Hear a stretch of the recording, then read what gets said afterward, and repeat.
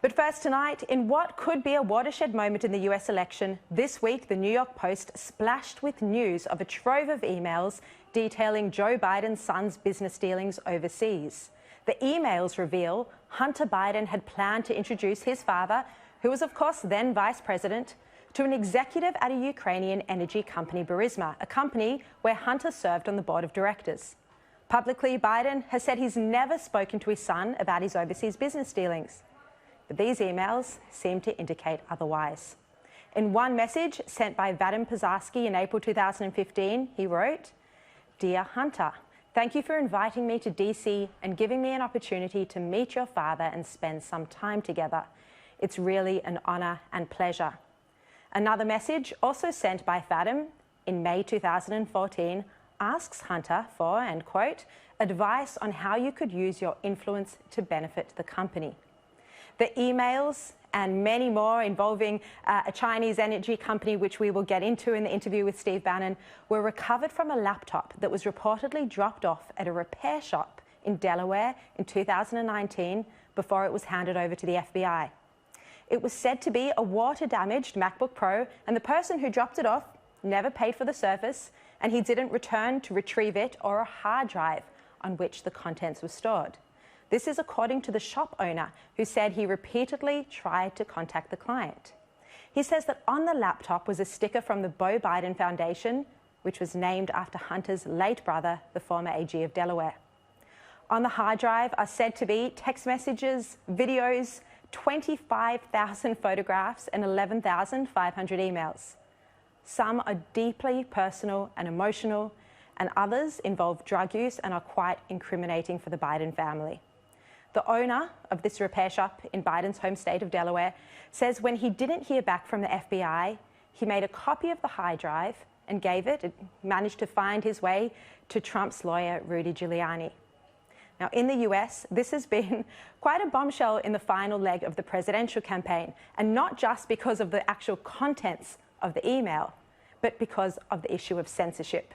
Twitter has censored the New York Post story, claiming, with absolutely no proof, that the contents contained hacked material.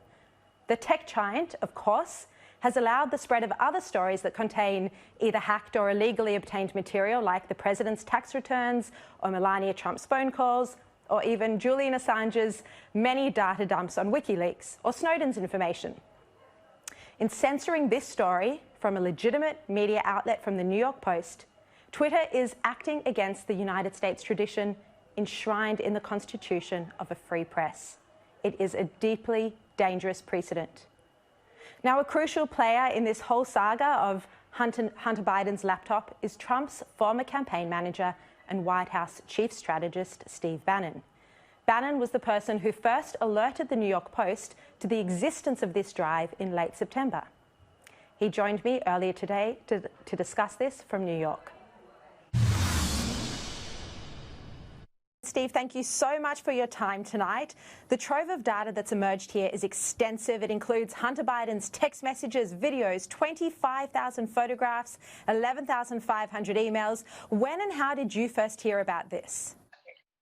This was Mayor Rudy Giuliani. He and his lawyer were approached by the store owner after the FBI didn't come back to him. You know, Mayor Giuliani is the president's lawyer.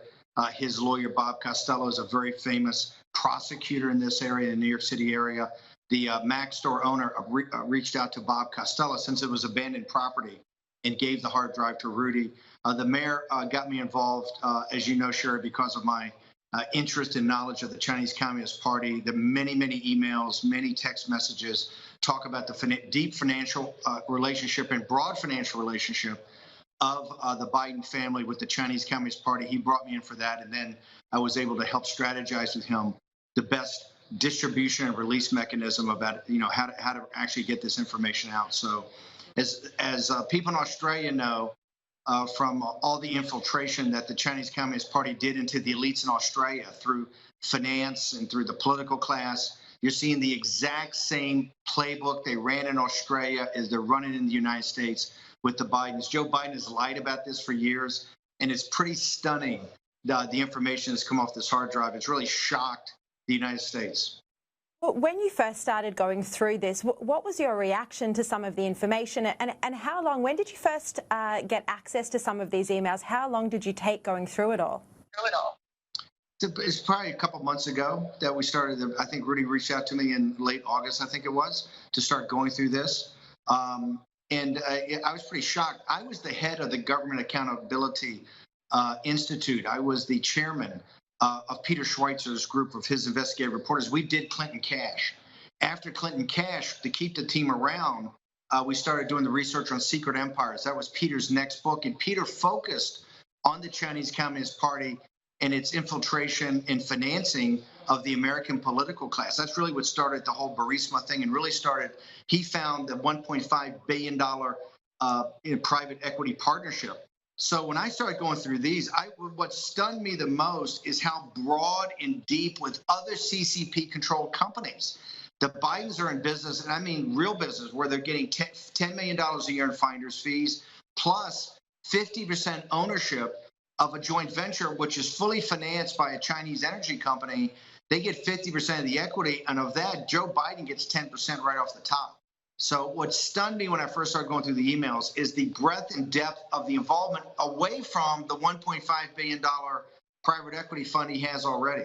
And it was stunning. It was stunning, the greed. And when I look back over time, what really got me was how much Joe Biden's lied about this. I mean, Joe Biden has said categorically, my family has nothing to do, no financial relationships with China or the Chinese Communist Party. I think what we have here now, because we brought in a number of experts to look at this, we have a massive national security issue with Joe Biden and the people around him. I don't think Joe Biden today could get a security clearance. So I don't know how in 16 days he's going to stand and run for to be commander in chief of the United States. Just going to the detail of what the emails do show when it comes to the CCP influence on the Biden family. The New York Post has published emails showing that Hunter Biden pursued a lucrative deal, as you mentioned, involving China's largest energy company, the now bankrupt CEFC China Energy Company. And in one email, he said it would be interesting for me and my family, and he discussed remuneration packages. Why is this so significant? Remember, the Biden campaign has not questioned any of the emails here, none of it. So what shocked me the most was that the level of detail in the joint venture we're talking about, which is on a company that's already gone bankrupt, this China Energy Company, which was incredibly controversial. The chairman's missing. He's been taken in by CCP authorities. He's missing. A lot of people say he's dead. The signator, a guy named Patrick Ho, already went to federal prison in the United States, has been extradited to Hong Kong. So what stunned me was the open greed of the Bidens. What they asked for was $10 million a year in cash money for introductions, in addition to have a joint venture that the Chinese Communist Party would fully finance, and they would get the equity upside of it. So, and this could lead to tens of millions or hundreds of millions of dollars of profit. So it was the brazenness of the Bidens when I went through these emails. And, you know, Mayor Giuliani, who's seen a lot. Remember, Mayor Giuliani was the guy that used the RICO statute to put the Wall Street guys in prison. Mike Milken, Ivan Boesky. So he's seen financial white-collar crime, corruption before. I think it's safe to say that he was pretty stunned also. Look, another one of the emails, this was the first to be released by the New York Post, showed that Hunter Biden was trying to organise a dinner for his father, Joe Biden, who was, of course, then vice president, with executives from the Ukrainian energy company Burisma, where he was employed. And at the time, you know, we all know this already, Biden had threatened to withhold $1 billion in aid for Ukraine unless the top prosecutor, Viktor Shokin, was fired. And he was fired. Ukraine officials decided, you know, they made that call. They fired him in order to get the money. At the time, he was investigating Burisma. So, Steve, does this lead to the suggestion, do you think, that Biden may have corruptly used American foreign policy as leverage to enrich his family? I mean, that's the accusation that's emerged this week. I don't think there's any doubt about it. Remember, if for an American audience, Joe Biden has been adamant on the Burisma and the Ukraine. He did nothing. He'd never talked to his son. He didn't know anything about it. The stunning thing about these emails, and then actually the Biden camp admitting something, this is very important. The thing is about these emails is that Biden has basically said to the American people, I knew nothing about it. Now we actually see with the meeting set up. At first, what they came and had the mainstream media spin is that there's nothing in his official records to show this. They've actually copped to the fact of, well, maybe he had a cup of coffee or maybe it was an informal meeting. So this is going to be, that sets the predicate that Joe Biden has lied consistently over the last couple of years to the American people. He lied on the debate stage with President Trump. What the Fox did, which was very interesting on that issue, but also on the Chinese, they actually went to the people on the emails and contacted them. What was so stunning is that they reported last night that one of the guys in the email said, absolutely, the meetings happened. This is not off of some Russia intelligence operation. That email's correct. The meeting's correct. And by the way, the 10% of the equity is Joe Biden. So you're starting to see other people come in here and validate this. It's pretty stunning. For the Australian audience, just remember one thing. Joe Biden for years has sat there categorically. My family has not participated in China or has any relationships with anything in China. That's all lies, all discredited. He has said the Burisma thing is all a lie. I don't know anything about it. He stood on a debate stage and spent 3 minutes fighting with President Trump and said it again. So the predicate's been set. Joe Biden's a liar, a stone cold liar. That's what these emails and this other information that's coming out right now show. Look, it is worth reiterating, and I know you just said it, but Hunter Biden's lawyer and Joe Biden's campaign team have not denied the legitimacy or the substance of these emails. They have issued no denials at all, no legal threats, nothing. And yet Twitter this week censored the New York Post story. And not only did they censor the story, but they suspended the accounts of people who were sharing the story. This is a legitimate story from a legitimate media outlet. You know, Steve, does this effectively end the American tradition of a free press, something that is actually in your Constitution? I think for every nation that is a part of the Alliance of Liberty, we're in a crisis right now because of social media. Remember, let's go back on this. Number one, not only the Biden campaign has not come out and refuted any of the emails, not one. People on the email chain has come out and said those are actual emails. It's to me, and this actually happened, and that's fact. Okay, so we know that. In addition, we haven't released what we've talked about. Hunter Biden's lawyer has come to us both with phone calls and with emails saying, "Hey, I've got to get the hard drive back." This is not some Russian intelligence operation. They admit it's their hard drive. So the mainstream media spins this.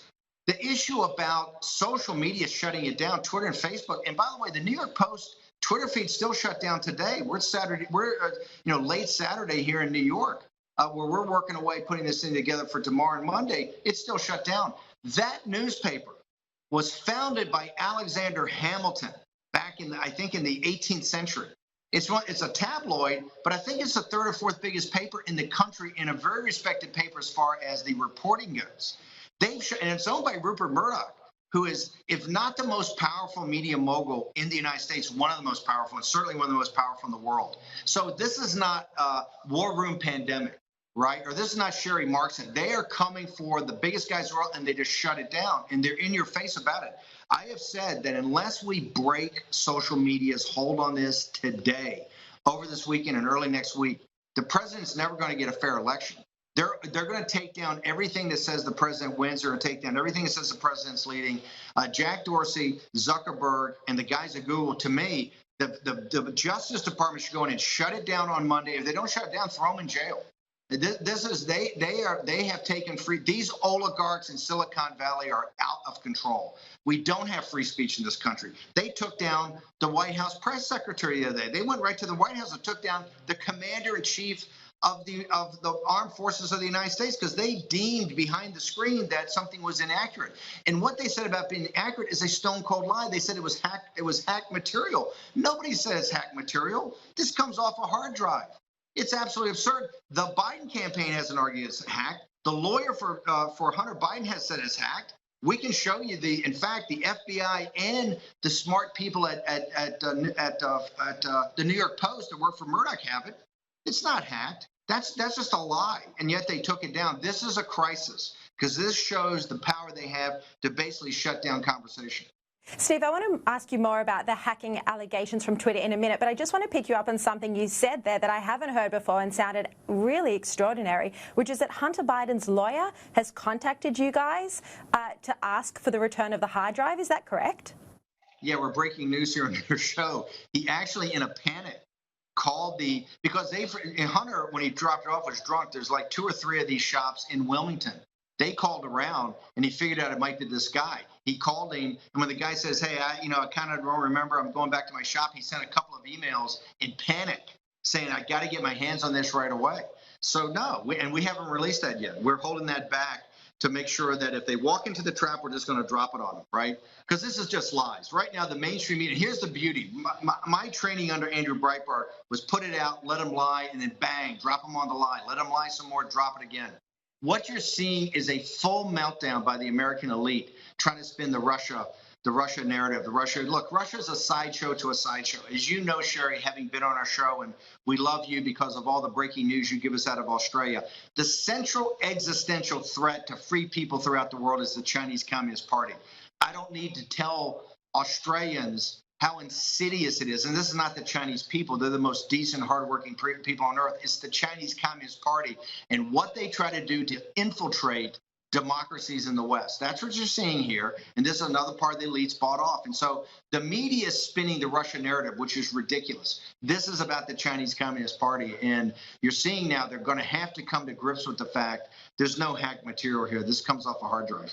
So you've got the emails from Hunter Biden's lawyer saying, can we have that hard drive back? What date are those emails?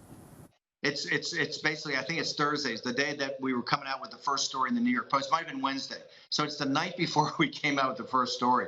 I think because the New York Post went to them for comment and said, hey, we've got these emails. And they saw the emails and they went, oh, my God, look what they've got. They have the real emails of us setting up these deals. They panicked. And when he panicked, what he did is started the call. I'm sure that Hunter, the Biden campaign I'm sure they lit Hunter up. Like, what happened here? How did these guys get your hard drive, get your computer? And this is when the lawyer started calling around, and this is when he sent the emails. We just kind of sat on it because said, we want them to go more into the Russia thing. We want the mainstream media because it just brings out what liars they are. We have the emails from the lawyer. If we need to release them, we'll release them. Look, Steve Bannon, other media outlets are refusing to report this story, and when they do report it, they're questioning, with no evidence for this, of course, they're questioning whether this was actually a hack of Hunter Biden's iCloud, and the information was then uploaded to a laptop. They point to the fact that they say there's no metadata attached to the emails. When you first heard about this, when you were first contacted by Rudy Giuliani, did you think this was possible, that this might not be Hunter Biden's laptop? It could have been, a hack of his iCloud and then the data uploaded to the laptop by a foreign agent, which is what's being reported by the critics or the cynics of this. Did you consider that was a possibility? This is a stupid defense. Absolutely. We went through all that. And more importantly, a company owned by Rupert Murdoch, the lawyers in the company went through this substantially. The technicians went through it substantially. They've got the metadata. That's all nonsense. That's a bunch of guys on MSNBC and CNN trying to be the Praetorian Guard for the Biden campaign. Of course, they saw the metadata. You think Rupert Murdoch's going to expose himself to lawsuits? And by the way, why hasn't the Biden campaign sued New York Post? Why haven't they sued him? Why haven't they tried to stop it? You know why? Because the countersuit that they would get in discovery would expose everything. The Biden campaign hasn't done anything here because they know those are the emails. We got it from the lawyer. It's a hard drive. It wasn't uploaded and any single email was dropped in here. Oh, the bad thing was really placed in here. That's nonsense. We've even seen that some Republicans have come out to question what they say is the unlikeliness of the repairman story, that Hunter Biden forgot to pick his laptops up from a repairman, and they say that the timing of this is all too convenient with Biden so far ahead in the polls. What's your response to this? Did you have early concerns about the fact that Hunter Biden might have forgotten to pick up water-damaged laptops from a repairman, and how did you satisfy yourself that this was what happened? Here's how I satisfy myself. His lawyer, Mesries from Chicago, one of the top lawyers in the country, emailed us and said, and we had the email. He called the repair shop. He sent us an email, or he sent the repair shop an email that he sent us right away saying, I got to get Hunter dropped these off. At the same day he talked about, he forgot to pick them up. I got to get them right away. What have you done with them? Right? That's an email. And a phone conversation he had at the repair shop. Everything about that's a lie. Okay? It's not like somebody's misreading. It's a lie. It's a lie. This repairman, when the When he didn't come back, it's abandoned property by law in Delaware if you don't come back in 90 days. He went to the FBI and gave them to the FBI. We got him much later. But the question for us is, why did the FBI not move on this immediately? When the FBI got it, two things would have happened. This was back in the fall or November, December of 2019. Number one, Donald Trump would have never been impeached. If you get the information out of his lab, there's no impeachment trial. And therefore, we could have focused on the Chinese Communist Party plague. We could have focused on the pandemic instead of worrying about the impeachment, number one. Number two, Bernie Sanders would have been the Democratic nominee if any of this information had come out. And by the way, there's much more horrible information. There's really horrible information that's about to come out. But if any of this information had come out at the time, Joe Biden had been finished in the Democratic primary, finished. So once again, the FBI has protected the neoliberal neocon candidate. They protected Hillary Clinton in 2016, and Bernie Sanders lost. They protected Joe Biden in 2020, and Bernie Sanders lost. So it just shows you the corruption of our institutions here in the United States. It doesn't matter who you change out. They're rotten to their core. The FBI, to me, I say very simply, the President of the United States ought to call in the FBI director tomorrow into the Oval Office. And he ought to sit there with Barr on one side and Senator Johnson on the other, who ran the committee, who never got the hard drive from the FBI. He ought to ask Chris Wray about 10 questions. And if Chris Wray does not have a good reason, not an excuse, but a good reason why this wasn't given to Ron Johnson's committee immediately, why Barr didn't know about it, why even the president wasn't made aware of this, okay? Why wasn't the media contacted, right? Why wasn't the Bernie Sanders campaign contacted? If Wray doesn't have great answers for that, 1 year, basically close to a year after the FBI got it, he should be fired in the office. He should not walk out of there as FBI director. It's time now to stop playing games with these people. It's enough of these Brennans and these Clappers and these Comeys, these terrible people that work against the interests of the American people and have their own Praetorian Guard that they're going to protect these hack, corrupt politicians of both parties.